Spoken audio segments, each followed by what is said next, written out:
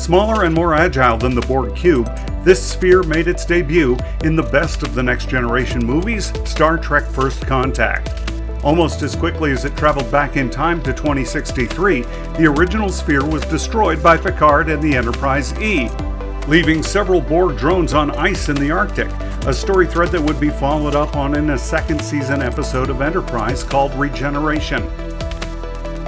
Kind of a sidebar here, while that episode was one of the better ones from Enterprise's early seasons, it left me a little annoyed. The problem with a prequel series that tries to visit something that has been established in canon as happening later in the timeline is that they need to wink at the audience and say, "Hey, we never mentioned they were Borg." It's a cheap way around things. Anyway, back to the sphere. Concept artist John Eaves, who had designed the Enterprise E, was tasked with creating the sphere. Production designer Herman Zimmerman said their biggest challenge was to make sure it didn't look like the Star Wars Death Star.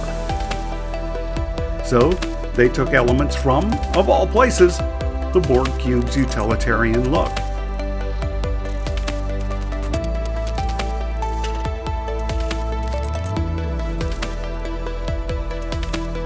I'm not sure this smaller version of Eaglemoss's sphere model recaptures all of the detail, nor do I think the splotches of green paint do everything they can to relay the eerie glow of the ship, but it's a solid little model.